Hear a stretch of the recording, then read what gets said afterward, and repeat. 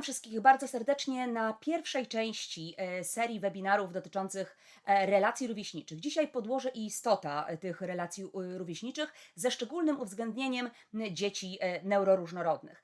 Nieprzypadkowo tak stworzyłam ten temat, dlatego że moi drodzy, uważam, że dzisiaj musimy także sobie powiedzieć nie tylko o dzieciach w spektrum autyzmu, ale także o dzieciach z zespołem nadpobudliwości psychoruchowej, z deficytem uwagi, ponieważ te dzieci także mamy w tej grupie dzieci neuroróżnorodnych, a niestety często akurat ta kwestia relacji jest w ich kontekście bardzo mocno pomijana, po prostu mało się o tym mówi. W związku z tym postanowiłam troszeczkę rozszerzyć ten temat właśnie o tę kwestię. Moi drodzy, zacznijmy od początku. Czym w ogóle są relacje? Co to takiego w ogóle jest? Relacja, moi drodzy, to jest tak naprawdę wchodzenie w pewien kontakt z drugim człowiekiem, dzięki czemu po prostu jestem w stanie się uczyć wielu różnych rzeczy, rozwijać się, ale także być przygotowanym na dalsze etapy swojego życia. To wszystko tak naprawdę, co wiąże się z późniejszymi relacjami rówieśniczymi, zaczyna się, moi drodzy, na poziomie domu. Relacje z rodziną, relacje z najbliższymi, czyli mamą, tatą, głównymi opiekunami, rodzeństwem, jeśli jest, to podstawa wsparcia społecznego. To jest taki absolutny klucz i fundament do tego, aby dzieciątko weszło w świat takiego swojego rozwoju, aby było gotowe do uczenia się wszelakiego, które również pomaga radzić sobie potem w dalszych sytuacjach, trudniejszych sytuacjach, które będą nieustannie spotykały i dziecko, ale potem nastolatka, czy potem osobę dorosłą.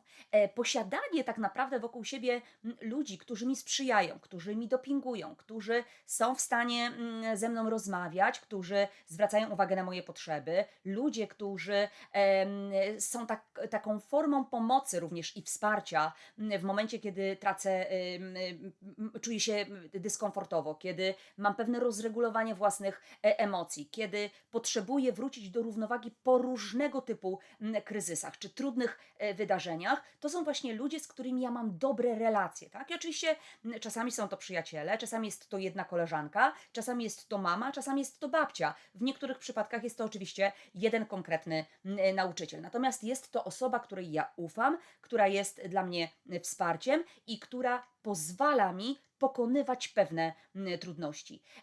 Moi drodzy, bardzo istotne jest to, żeby mieć świadomość pewnej ważnej kwestii, a mianowicie tego, że to, jakie relacje, jakie więzi dziecko buduje na poziomie rodziny, czyli między dzieckiem a rodzicami, między dzieckiem a opiekunami, między dzieckiem a rodzeństwem, jak ono jakościowo i ilościowo będą wyglądały, będzie to absolutnie wpływać na to, jak pojawią się i jakiej jakości oczywiście będą relacje rówieśnicze, ale także, czyli jakby ten pozytywny, fajny wymiar, ale jednocześnie, jeżeli te relacje są bardzo słabe na poziomie domu, to w konsekwencji, moi drodzy, w dalszym życiu może okazać się, że ten młody człowiek, który właśnie w swoim dzieciństwie miał fatalne relacje z głównymi opiekunami, może przeżywać pewną traumę, która będzie się za nim ciągła w dalszych jego jakby wymiarach funkcjonowania w życiu nie tylko społecznym, także zawodowym, prywatnym,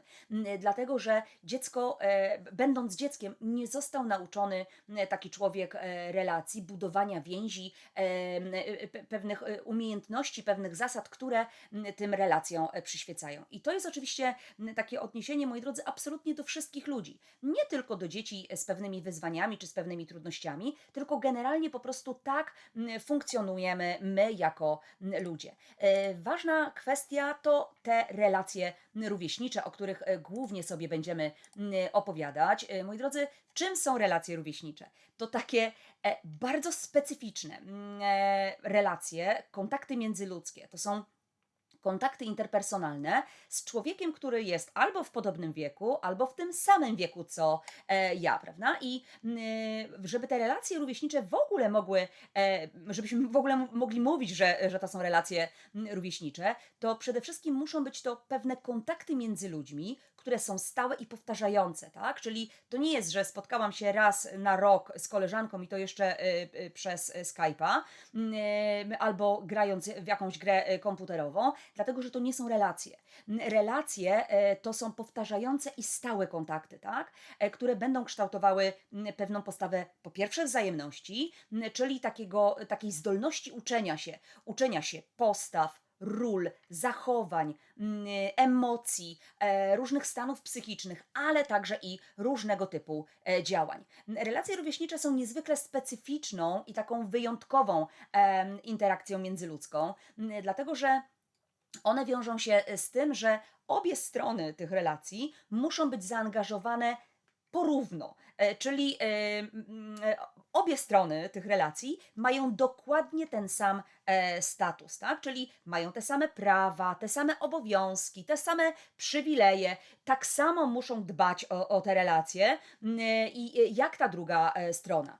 One są tak naprawdę głównym takim kontekstem, w którym my wszyscy uczymy się, moi drodzy, współpracy, bo relacje rówieśnicze, powiedziałam Wam, że to są relacje, które dotyczą mnie i człowieka, który jest w podobnym wieku albo w tym samym wieku, tak? Czyli jak ja mam lat 4, to mam relacje rówieśnicze z kimś, kto ma 4 latka albo jest gdzieś w okolicy, ale także jak mam lat 10, to z ludźmi w podobnym wieku też to są relacje rówieśnicze. Mając lat 50, tak samo mogę mieć relacje rówieśnicze, bo moje koleżanki w okolicach 50 czy chwilę po 50 to są moje rówieśniczki. Więc tutaj nie ma powiedziane, że relacje rówieśnicze to są tylko w szkole podstawowej, a potem to już jakoś inaczej to nazywamy. Nic podobnego. Zawsze będą to relacje rówieśnicze. I właśnie te relacje rówieśnicze, jako ten główny kontekst, fundament, podstawa, moi drodzy, do uczenia się współpracy, negocjacji, rozwiązywania różnego typu konfliktów. Czyli mówiąc najprościej i najogólniej, jest to uczenie się tak naprawdę kluczowych umiejętności, które wykorzystujemy i które nam pomagają w funkcjonowaniu społecznym. My jako ludzie jesteśmy jednostkami społecznymi, a więc te umiejętności są nam potrzebne na każdym etapie naszego życia, bo ja współpracować powinnam na poziomie przedszkola z koleżankami w przedszkolu, na poziomie podstawówki czy szkoły średniej, ale potem, kiedy już jestem dorosła i pracuję, kiedy mam jakieś hobby i spotykam się w różnych grupach, czy po prostu mam koleżanki, to również jest mi ta umiejętność potrzebna. I moi drodzy, czasami się zastanawiamy, albo kiedy rodzice obserwują dzieciaki, bo oni się pokłócili, bo się sprzeczają, bo jest między nimi jakiś konflikt, to najgorszą rzeczą, jaką można zrobić, to jest ingerencja, tak? Czyli w momencie, kiedy nasze dzieci takie brzdące, albo nawet takie kilkuletnie, 8-10-letnie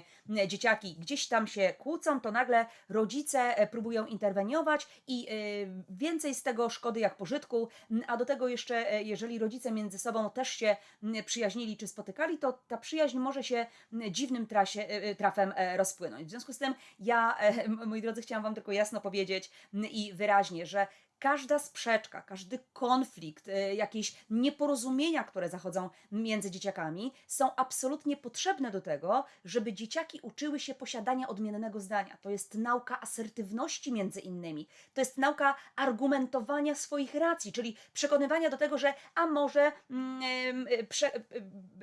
jakby zachęcę Cię do tego, żebyśmy jednak inaczej ten czas spędzili. Albo być może dziś fajnie by było pobawić się w to, czy w coś innego. Jest to, moi drodzy, tak naprawdę nauka tego, aby pójść w pewnym momencie na pewien kompromis, tak? Czyli ja się uczę tego, że trwając przy pewnych swoich postanowieniach, przy pewnych swoich granicach, mogę również iść na kompromis. To jest niezwykle potrzebna umiejętność potem w życiu dorosłym. Te relacje i dzięki nim tak naprawdę każdy człowiek poznaje własne granice, moi drodzy. Czyli ja jako dziecko, czy jako nastolatek, ale potem jako osoba dorosła, przebywając właśnie w grupie tych swoich rówieśników, jestem w stanie określić określić, co lubię, a czego nie lubię, co chcę, a czego nie chcę, co powinienem, a czego nie powinienem robić, co mogę, a czego nie mogę robić, prawda? I to jest także poznawanie samego siebie, to jest tworzenie niejako swojej tożsamości. I dzięki tak naprawdę tym własnym granicom, które wyznaczam, tym umiejętnościom, które daje mi grupa, ja potrafię się z tą grupą dogadać. Jednocześnie obie strony jakby muszą iść na te kompromisy właśnie, na te dogadywania się, tworzyć tą postawę asertywności, żeby wszyscy byli usatysfakcjonowani właśnie takimi kontaktami.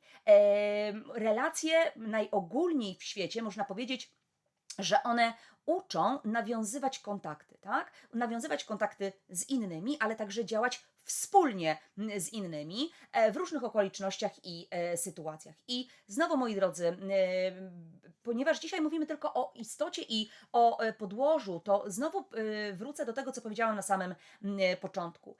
Problemy z rówieśnikami, które pojawiały się na poziomie takiego wczesnego dzieciństwa, czyli etap przedszkola, tak, na przykład, i potem pierwszych 3 lat szkoły, one zwiastują niejednokrotnie, można nawet powiedzieć, że bardzo często się tak zdarza, różnorodne późniejsze negatywne skutki.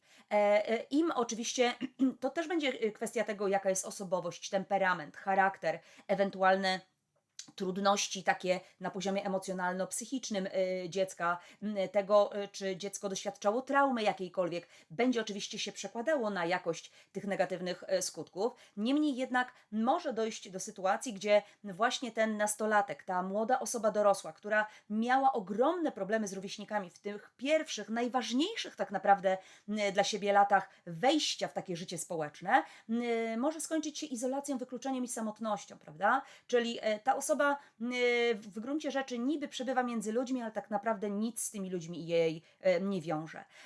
To się w konsekwencji przekłada także w międzyczasie oczywiście na trudności w nauce.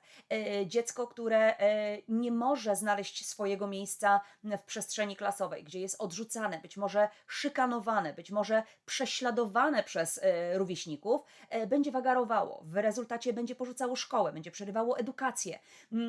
W ostateczności może nawet popaść w jakieś grupy marginalne, czyli nawet dopuszczać się jakichś sytuacji przestępczych.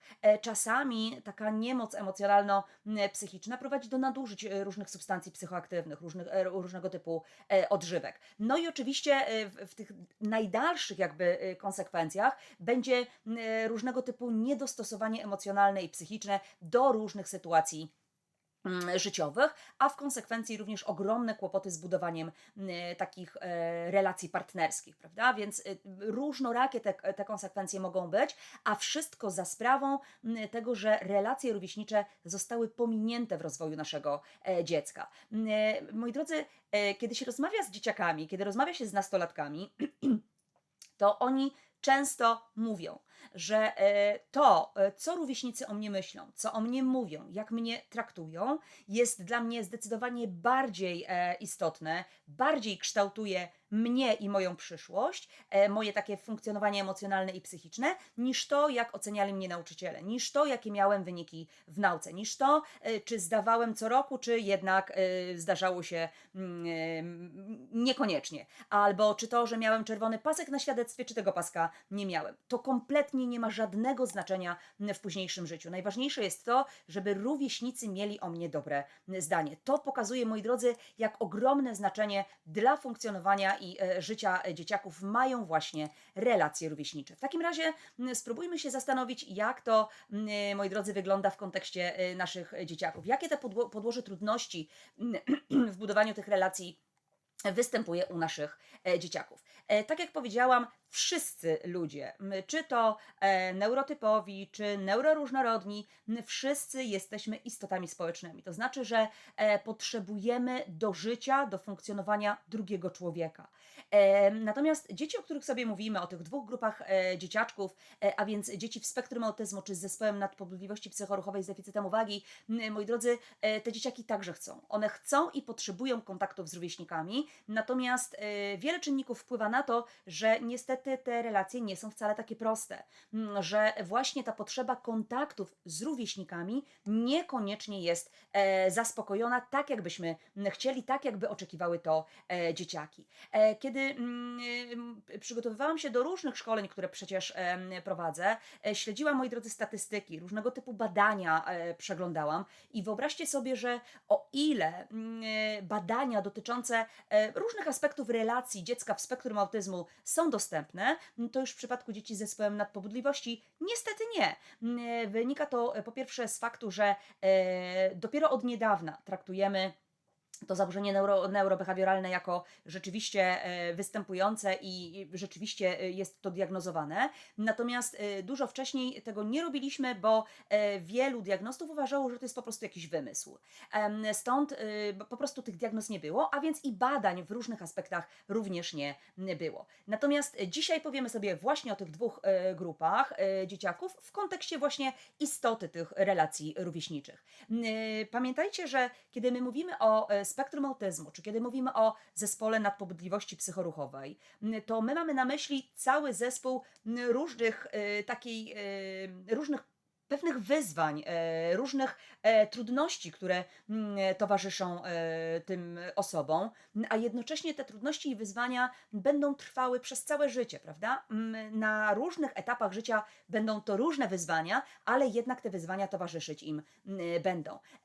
I znowu, bez względu na to, czy jestem dzieckiem neuroróżnorodnym, mając 3 latka, czy nastolatkiem, mając lat 13, czy osobą dorosłą, to jak jestem przygotowany do tego życia, będzie oczywiście wpływało na mój rozwój, na moje uczenie się, na moje różnego typu umiejętności. I teraz doskonale wiemy, że w aspekcie umiejętności społecznych, komunikacyjnych czy behawioralnych, te dwie grupy dzieciaków mniej lub bardziej mają trudności z różnych oczywiście powodów, o których dzisiaj oczywiście nie będziemy tutaj jakoś szczegółowo sobie opowiadać. Natomiast jasno i wyraźnie trzeba sobie powiedzieć, i to chciałabym, aby wybrzmiało szczególnie w uszach nauczycieli.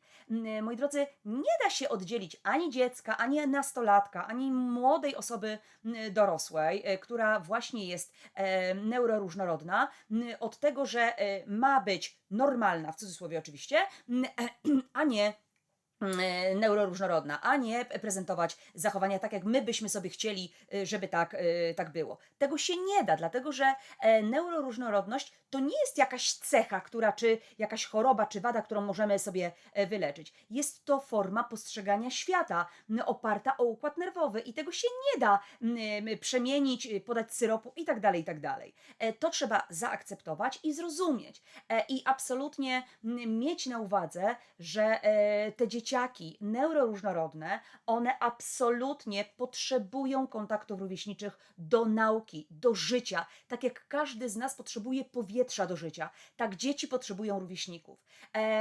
Problem polega jednak na tym, że zarówno dzieci w spektrum, jak i z zespołem nadpobudliwości, one nie uczą się tak jak dzieci neurotypowe. One nie przyswajają pewnych rzeczy w sposób naturalny. One wielu rzeczy nie uczą się przez naśladowanie. Dlatego wchodzenie, utrzymywanie, budowanie relacji rówieśniczych, kontaktów społecznych jest dla tych grup bardzo często trudne.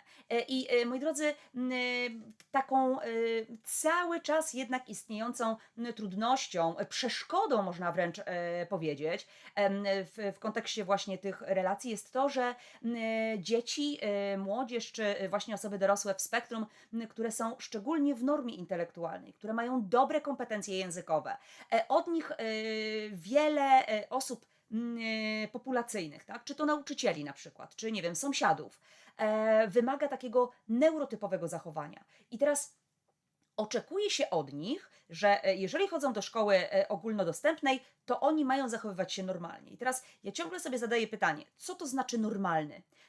te dzieci nie są nienormalne. One są normalne jak wszystkie inne, tyle że świat, który je otacza, bywa bardzo mocno negatywnie nastawiony na ich życie i funkcjonowanie.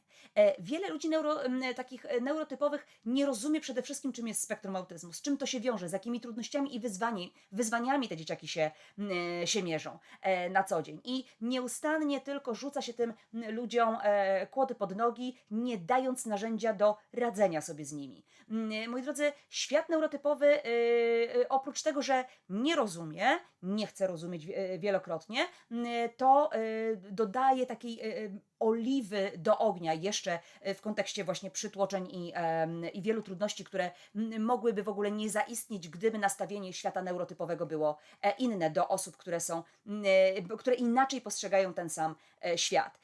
Wyobraźcie sobie, że ponad 55% dzieci i młodzieży w spektrum autyzmu i z zespołem nadpobudliwości nie ma przyjaciół w szkole. To są dzieciaki, to są nastolatkowie, którzy mówią: ja w szkole siedzę sam.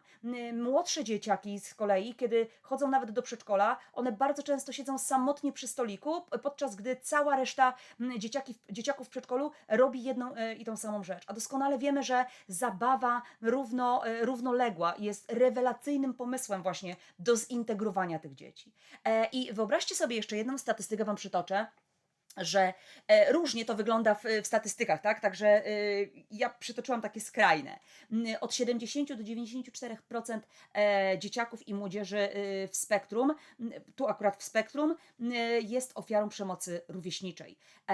Ale o tej przemocy rówieśniczej, czyli formie bullyingu, mówiłam kiedyś już, więc tutaj się nie będę nad tym już rozwodzić. Natomiast jest to fakt niezaprzeczalny, że rzeczywiście jest to grupa ludzi, którzy szczególnie bardzo są narażeni właśnie na tę przemoc rówieśniczą. Moi drodzy, zacznijmy sobie mówić o dzieciakach w spektrum autyzmu. Na początek tą grupą się zajmiemy. Przede wszystkim pamiętajmy, spektrum autyzmu to niepełnosprawność neurorozwojowa, czyli to, co dzieje się na poziomie układu nerwowego, dlatego że tam mamy troszeczkę inną strukturę mózgu, a co za tym idzie, inne funkcjonowanie. W spektrum mamy oczywiście ogromny kłopot w obszarach komunikacji, interakcji społecznej, ale także taką skłonność do tych powtarzalnych, ograniczonych, pewnych nieelastycznych zachowań i zainteresowań, które również oczywiście powiedziałabym nawet, że bezpośrednio wpływają na to, jak dzieciaki w spektrum będą wchodziły w relacje rówieśnicze. I teraz jakbyśmy sobie tak popatrzyli, czy to na małe dziecko, czy na troszeczkę starsze, czy na nastolatka, to na pewno doszukamy się takich dzieci, które radykalnie bardziej niż cała reszta jest dziećmi rozdrażnionymi, tak? Dlatego, że ze względu choćby na wyzwania sensoryczne, które im towarzyszą, te dzieciaki są po prostu bardziej rozdrażnione. To są dzieci, które dużo szybciej się irytują pewnymi rzeczami, które szybciej się rozpraszają, ale tym samym i przeciążają. Czyli mówiąc najnormalniej w świecie, one dużo szybciej robią się wkurzone, tak? I przez to, że są wkurzone, to natychmiast chcą skorzystać z takiej strategii uciekać, prawda? Walczyć albo uciekać, żeby tu natychmiast rozwiązywać pewne swoje trudności, pewne swoje przeciążenia. I moi drodzy, mimo że dzieci próbują nawiązywać i utrzymywać przyjaźnie, i to nie jest tak, że te dzieci nie potrzebują i nie chcą drugiego dziecka. Absolutnie jest to błędne i bardzo krzywdzące stwierdzenie. Te dzieci bardzo często nie mają kompetencji do tego, aby te przyjaźnie budować. Czasami nie mają nawet świadomości, że coś takiego istnieje jak przyjaźń, natomiast one chcą i potrzebują, bo są ludźmi, czyli są jednostkami społecznymi. I oczywiście nie zmienia to absolutnie faktu, że one zdecydowanie łatwiej wpadają w stany przytłoczenia, prawda? W stany frustracji, a przez to, że nie mają odpowiedniego narzędzia, czy to do komunikacji, czy do radzenia sobie z przytłoczeniem, najnormalniej w świecie prezentują zachowania aspołeczne, tak? Które często są oczywiście nieakceptowalne w grupie czy w danej przestrzeni społecznej. I dziecko, które oczywiście jest przytłoczone, one natychmiast chce rozwiązać swój problem, czyli doprowadzić układ nerwowy do stanu używalności, prawda? Takiego wstać jakby z tych kolan przytłoczenia. Więc znowu wykorzystuje pewne zachowania, czy to zachowania niepożądane, czy meltdown, który generalnie irytuje znowu całe najbliższe otoczenie, tak? Czyli rodzinę, rodzeństwo, rodziców, nauczyciela w szkole, rówieśników i robi nam się, moi drodzy, takie błędne koło. Dziecko prezentuje zachowania niepożądane czy meltdowny, tak? Jako takie gwałtowne wyładowania emocjonalne.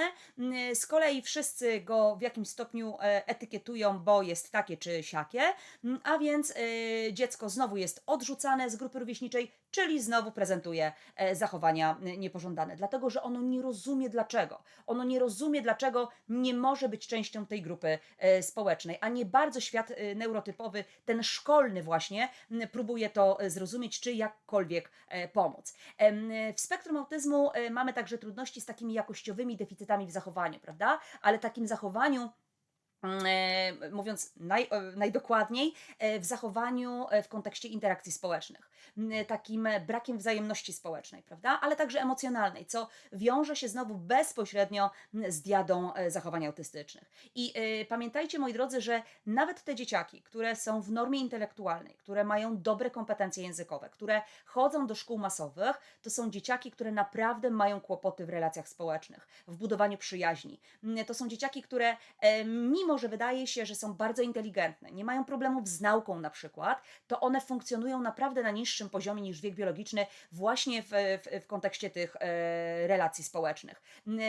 I pamiętajcie również, że akurat ta konkretna grupa dzieciaków to są dzieci, które od samego początku swojego rozwoju one miały duże problemy z zabawą, czyli albo w ogóle w zabawę taką typowo rówieśniczą nie wchodziły, nie bawiły się tak jak inne dzieci, bo wielu z nich miało wyższe kompetencje na zasadzie takiej, że zamiast rozwalać auto o ścianę, jak wiele dzieci się tak bawi na przykład, czy jakimiś garażami i tak dalej, to te dzieciaki wolały na przykład czytać, czy poznawać literki, czy uczyć się cyferek, rozmawiali częściej z osobami dorosłymi niż z rówieśnikami, a więc tej zabawy się nie nauczyły. Zabawa jest podstawą do budowania relacji na poziomie przedszkola. Potem w starszych klasach również jest to bardzo kluczowe, natomiast te dzieciaki zwykłego fundamentu, jakim jest możliwość zabawy, nie posiadają. Także nawiązywanie przyjaźni w przypadku dzieci w spektrum, po pierwsze to, co Wam powiedziałam, przeciąża ich układ nerwowy, dlatego że wiele rzeczy się dzieje, prawda?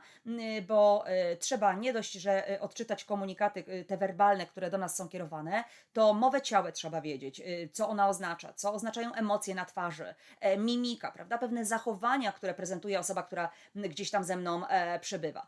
To wszystko jest przytłaczające i dezorientujące, bo skoro nie rozumiem teorii umysłu, skoro mam zaburzoną centralną koherencję, no to generalnie trudno mi jest to wszystko, całą masę różnych elementów scalić w jedną całość i mieć taki rzeczywisty obraz sytuacji.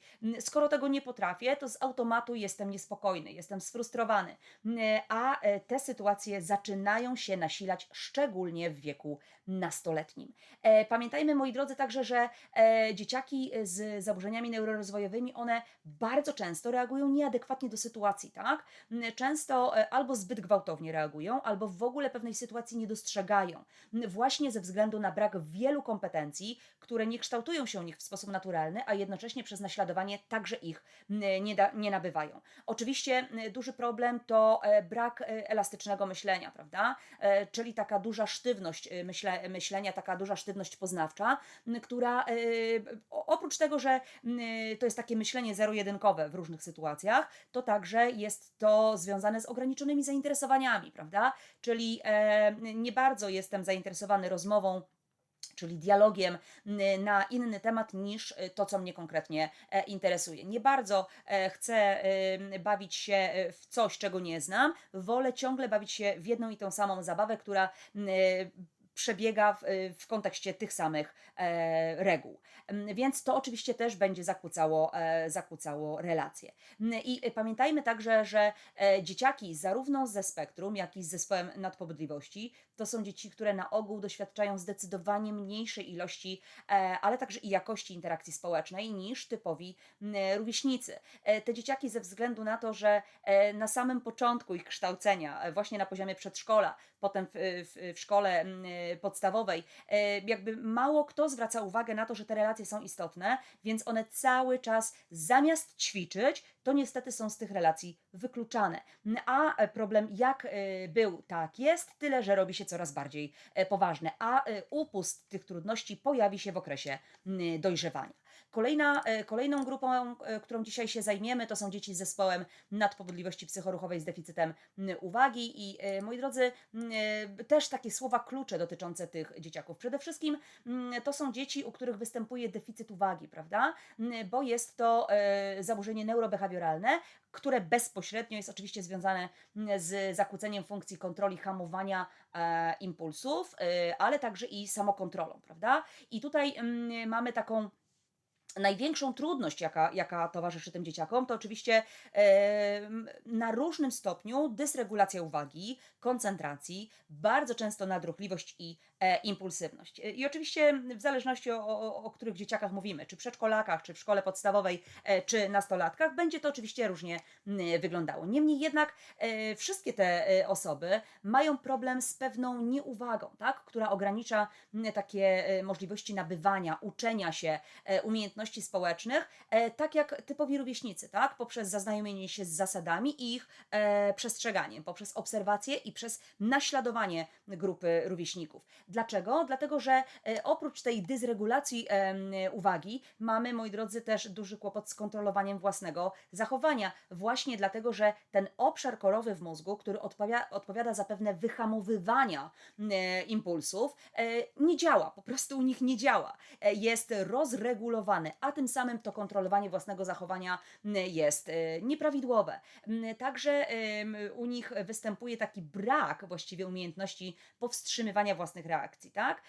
Czyli działam na zasadzie bodziec reakcja, nie bardzo, czyli najpierw działam, potem myślę, nawet jeżeli znam zasady, zapoznałem się z nimi, to niekoniecznie w takich chwilach, które są takie wyzwalające, a jednocześnie niehamowane, po prostu reaguję tu i teraz. I te dzieciaki, one mają bardzo słabą pozycję w grupie, moi drodzy. Mimo że oczywiście chodzą do szkół masowych, do przedszkoli masowych, to niestety pozycję w grupie mają bardzo słabą. W młodszym wieku są to dzieciaki, które potrzebują całą masę ruchu, działają impulsywnie, są bardzo szybkie, rozbiegane i niejednokrotnie oczywiście działają bardzo mocno nieprzemyślanie, tak? Czyli właśnie na zasadzie tego bodźca reakcji. Czyli zdarza się, że albo coś niszczą, albo gubią, albo coś przewracają, bądź wpadają na kogoś, a to między innymi wiąże się z ich kłopotem z obniżoną zdolnością koordynacji wzrokowo-ruchowej między innymi, prawda? Również pamiętajmy, że te młodsze dzieciaki z zespołem nadpobudliwości to są dzieci, które najczęściej nawiązują relacje poprzez dotyk, czyli przez taką interakcję fizyczną, co z kolei nie zawsze spotyka się z akceptacją, ale też wielokrotnie rodzi konflikty, prawda? Bo inne dziecko zgłasza, że ktoś je popchnął, że uszczypnął, że kopnął, że wpadł na mnie, ja się przewróciłem, uderzyłem i tak dalej, prawda? W związku z tym, że generalnie i w przedszkolach, i przecież w szkołach jest zasada, że nie popychamy, nie szczypiemy się, tak? Nie zabieramy sobie rzeczy, nie niszczymy, nie wyzywamy i cała masa innych rzeczy, która po prostu zdarzyć się może dzieciakom z zespołem nadpobudliwości. Nie dlatego, że one robią to specjalnie, tylko dlatego, że tego nie kontrolują. Mimo że zasady bardzo dobrze potrafią przytoczyć i znają, ale tu jest właśnie to działanie bodźca reakcji. Często też w tej grupie zdarza nam się kłopot, moi drodzy, z tym, że te dzieciaki nie zwracają uwagi na sygnały społeczne, tak? Czyli generalnie mają takie niepohamowane i apodyktyczne czasami zachowania społeczne, które oczywiście w konsekwencji prowadzą do odrzucenia ich przez rówieśników. O samym zespole już wielokrotnie Wam opowiadałam, więc tutaj nie wymaga to jakiejś szczególnej uwagi. Moi drodzy, co jeszcze możemy powiedzieć o dzieciach z zespołem nadpobudliwości? Na pewno to, że one w grupie rówieśniczej są postrzegane jako dzieci irytujące, które są bardzo hałaśliwe, bardzo rozbiegane, natrętne, ale często też bardzo agresywne. Właśnie przez to, że kogoś popchną, wpadną na coś, czymś rzucą, co oczywiście utrudnia ich akceptację społeczną, co utrudnia wchodzenie w relacje społeczne. Niejednokrotnie niestety do tej etykiety, która potem niesie się w świat, przyczyniają się same osoby dorosłe, które właśnie eksponują te zachowania, które ciągle wskazują, że znowu to, znowu uderzyłeś, znowu biegałeś, znowu wpadłeś, znowu potłukłeś i tak dalej, co tworzy taką etykietę, która idzie po prostu w świat. Czasami jest tak, że dzieci z zespołem nadpobudliwości, one bardzo dążą do tego, aby ustalić własne zasady, tak? W pewnych relacjach. Często też chcą bardzo dominować nad resztą, bo tylko wtedy mają takie poczucie kontroli sytuacji i pewnej sprawczości swojego ja.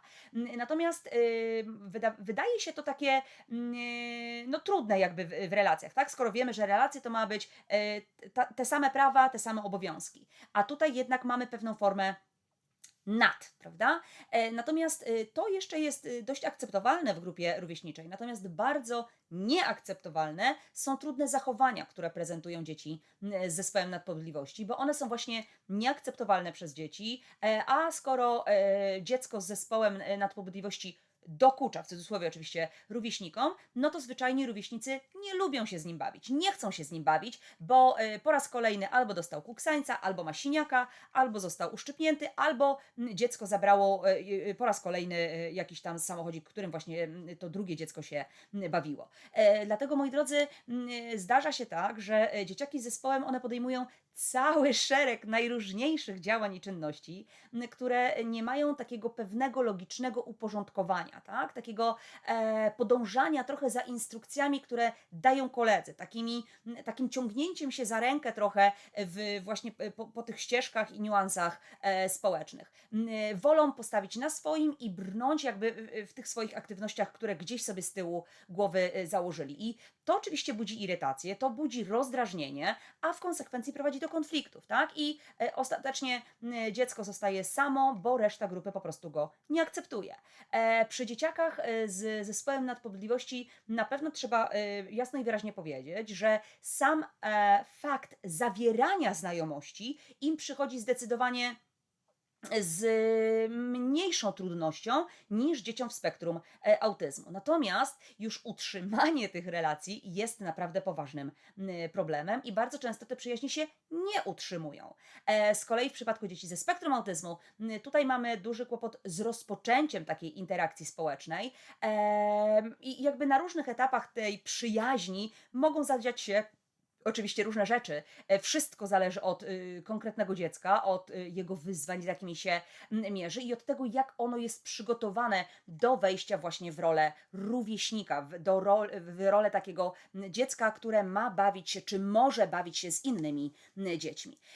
Tak jak Wam powiedziałam, moi drodzy, ten cykl składa się z 4 webinarów i na następnym spotkaniu powiemy sobie o tych szczególnych cechach, o tych szczególnych takich wskaźnikach, które bezpośrednio wpływają na zakłócone relacje. Natomiast w 2 następnych spotkaniach powiemy sobie stricte o relacjach.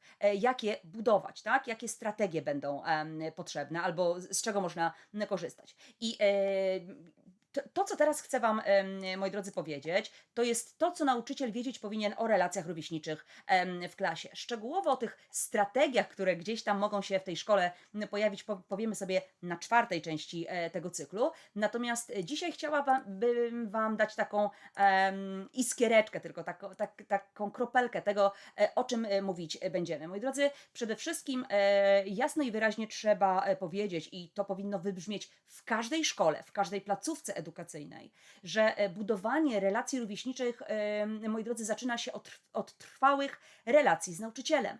Jeżeli nauczyciel z dzieckiem ma bardzo dobry taki układ, taki filar, taką właśnie ufają sobie. Dziecko ufa nauczycielowi, nauczyciel nie etykietuje dzieciaka, tylko podąża za jego potrzebami, to jednocześnie wpływa na kilka rzeczy. To mianowicie po pierwsze na to, że dziecko ma motywację do nauki, że dziecko chce przychodzić do takiej szkoły i spotykać się z takim nauczycielem. To wpływa i na rozwój osobisty ucznia, i na efektywność pracy nauczania, czyli to, jak ten nauczyciel uczyć dziecko będzie. Te relacje między nauczycielem a uczniem to jest oczywiście fundament takiego satysfakcjonującego, takiego mocno wspierającego, motywującego środowiska edukacyjnego, prawda? Co pozwala zwyczajnie dziecku się rozwijać, uczyć się nie tylko tej typowej nauki szkolnej, podręcznikowej, ale także wielu umiejętności emocjonalnych, społecznych i psychicznych. Silna ta relacja między nauczycielem i uczniem to jest, moi drodzy, także poczucie bezpieczeństwa. To jest kwestia zaufania i akceptacji, a więc wszystko to, co jest kluczem do rozwijania pewności siebie, mojego ja, samodzielności w uczeniu się, w podejmowaniu decyzji, ale także uczeniu się pewnych konsekwencji swoich działań. Uczniowie, którzy są dobrze traktowani przez nauczycieli, których nauczyciele są wyrozumiali, którzy mają pojęcie, czym jest spektrum autyzmu, czym jest zespół nadpobudliwości psychoruchowej. To są nauczyciele, którzy wspierają. To są nauczyciele, którym się chce. To są nauczyciele, którzy rozumieją potrzeby, którzy podążają za dzieckiem w kwestiach jego pobudzenia aktualnego na danych zajęciach. Jednocześnie to pozwala motywować dziecko do uczestniczenia, aktywnego zaangażowania w lekcje, a dzięki temu dziecko osiąga zdecydowanie większe, wyższe cele edukacyjne. Kluczem w takiej relacji między nauczycielem a dzieckiem jest oczywiście komunikacja. Tak? To jest absolutna podstawa do tego, żeby w ogóle móc mówić o jakichkolwiek relacjach. Czyli nauczyciele, moi drodzy, którzy posiadają bardzo dobrze rozwinięte umiejętności komunikacyjne i pamiętajcie, że tu nie chodzi o to, że ci nauczyciele mówią pięknym językiem i mają cały zasób słownictwa. To nie jest ta kwestia.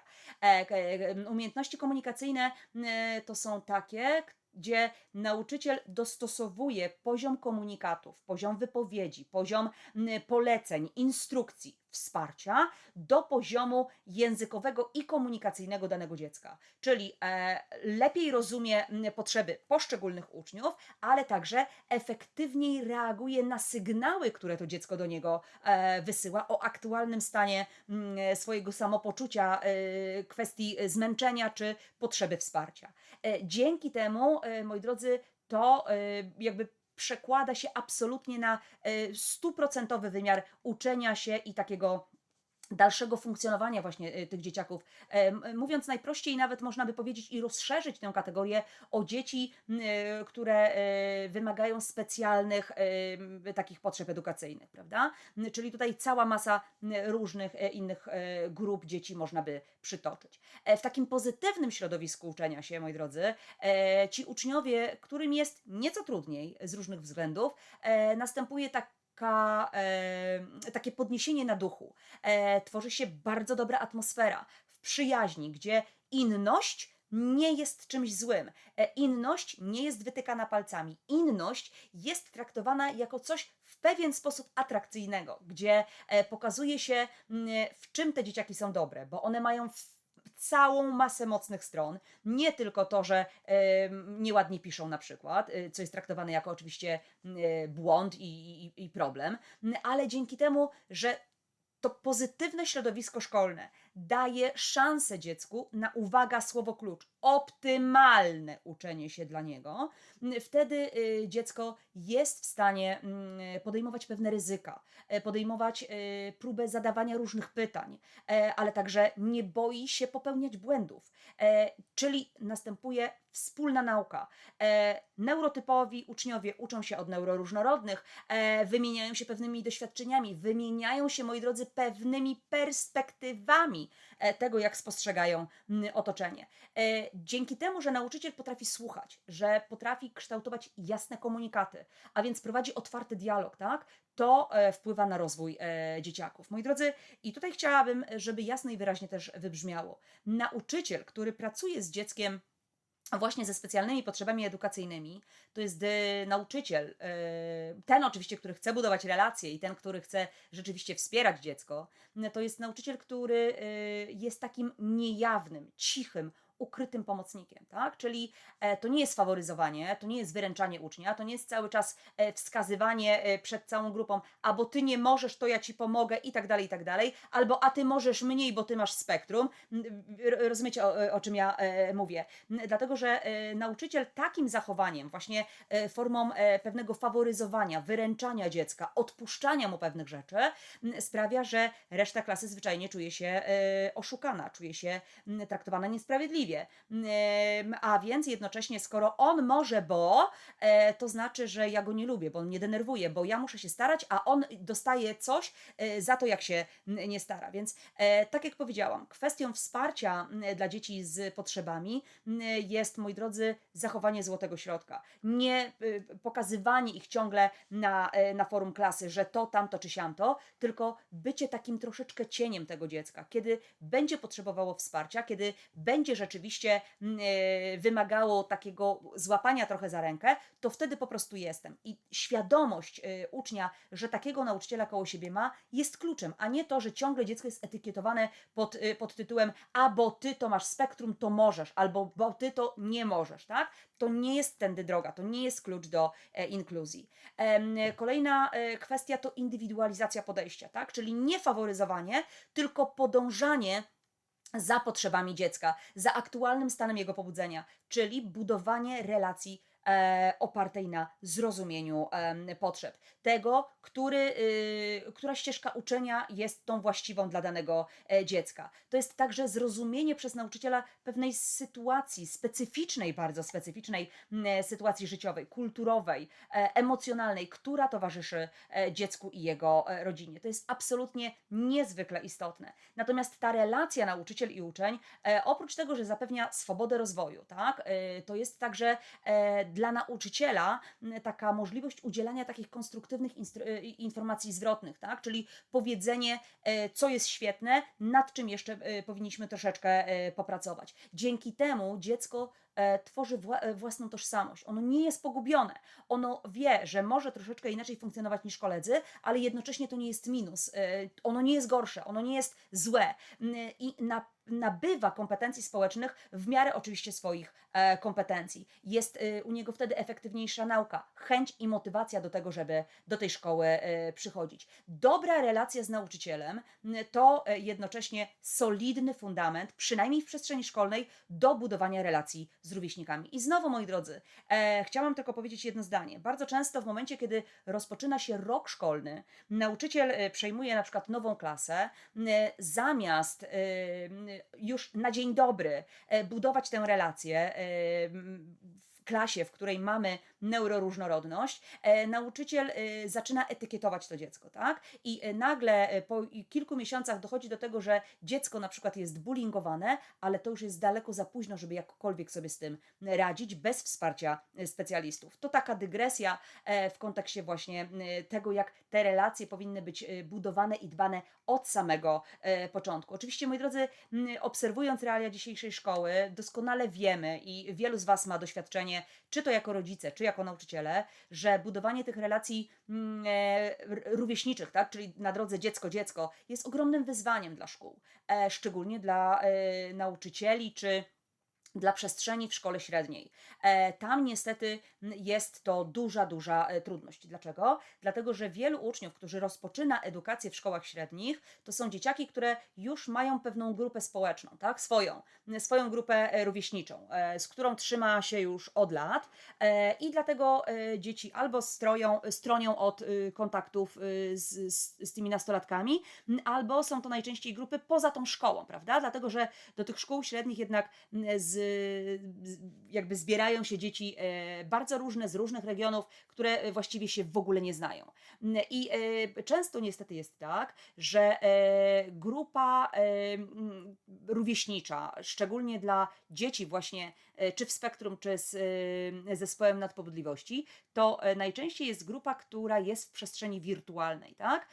Czyli ja bardzo często słyszę od rodziców, zresztą od samych nastolatków też, że nie, ja się nie spotykam twarzą w twarz z moimi moimi kolegami. Oni mnie nie odwiedzają, oni do mnie nie piszą, nie dzwonią, nie zapraszają mnie na wspólne wyjścia, ale ja za to mam bardzo dużo kolegów, kiedy gram na komputerze, kiedy gramy w jakieś tam gry, to całą paczką wtedy gramy. Natomiast moi drodzy, trzeba sobie uświadomić jasno i wyraźnie, to nie są relacje rówieśnicze.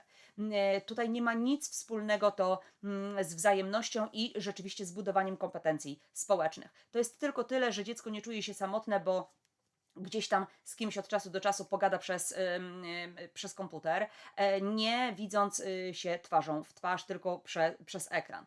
To nie jest nauka umiejętności społecznych. Jednocześnie oczywiście trzeba mieć na uwadze to, że przestrzeń szkoły jest niesprzyjająca, moi drodzy, takim niestety budowaniom relacji, dlatego że po pierwsze mamy przeładowane klasy, na nauczycielach spoczywa cała masa obowiązków, czyli oprócz tej podstawy programowej, realizacji lekcji, jakby panowaniem nad klasą, która jest liczebna, to jeszcze taka różnorodność, prawda? Dodatkowo nauczyciel nie dostaje wsparcia, bo jest sam albo od czasu do czasu jest jakiś nauczyciel współorganizujący, daj Boże. A więc to wszystko wpływa na to, że tych relacji po prostu nie ma. A jeszcze co najważniejsze, w wielu przypadkach w szkole pojawia się tak zwany błąd diagnostyczny, który czasami nauczyciele wprowadzają niby zabawy integracyjne, ale to jest absolutnie niewystarczające do tego, żeby budować relacje rówieśnicze. Czasami zadają pytania na zasadzie, a kogo lubicie w klasie, i jednocześnie mogą tego typu strategie mogą wpłynąć na to, że niektórzy uczniowie będą etykietowani, a tym samym małymi kroczkami zacznie budować się bullying. Pamiętajmy również, że tutaj bardzo istotne jest to, żeby dziecko czuło taką osobistą więź z nauczycielem. Czasami zdarza się, że uczniowie, którzy nie mają odpowiedniego wsparcia w domu i od początku być może te ich relacje w domu były słabe, to mogą znaleźć się uczniowie, którzy będą chcieli nawiązać relacje z nauczycielami. Wtedy trzeba być bardzo uważnym w tym, co dziecko robi, mówi, żeby móc to dziecko właśnie wesprzeć, żeby udzielić mu takich konstruktywnych wskazówek, żeby po prostu być przy nim, żeby wzmacniać go pozytywnie, a nie używać krytyki czy ciągłych uwag. Uczeń, który ufa swojemu nauczycielowi, moi drodzy, on się angażuje.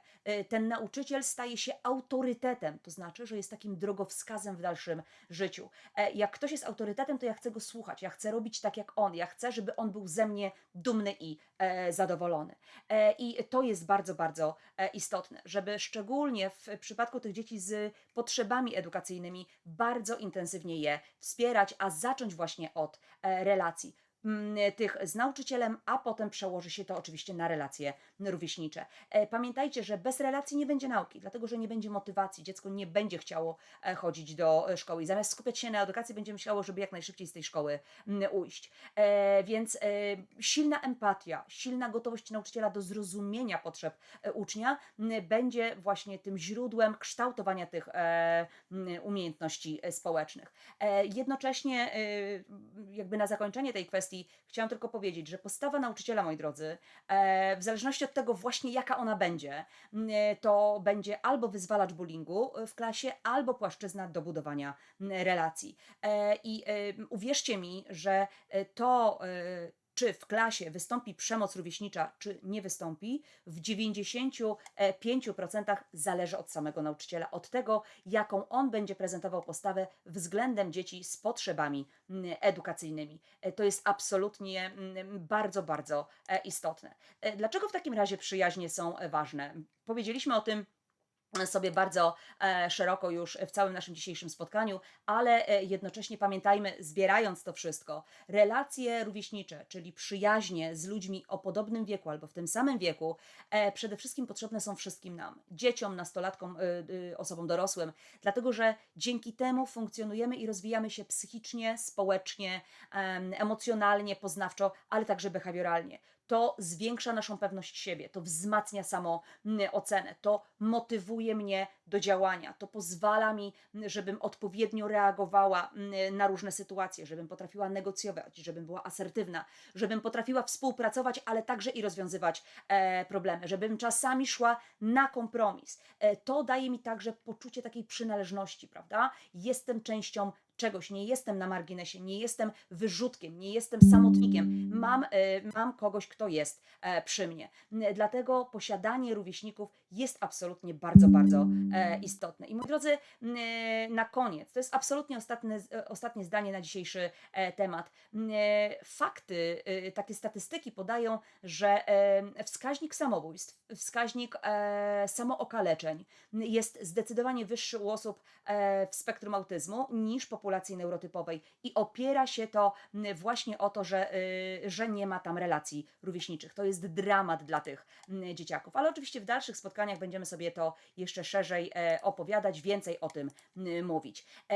Ja, moi drodzy, bardzo serdecznie Wam dziękuję za dzisiaj i oczywiście zapraszam na kolejne części spotkania. Bardzo serdecznie Wam dziękuję i pozdrawiam.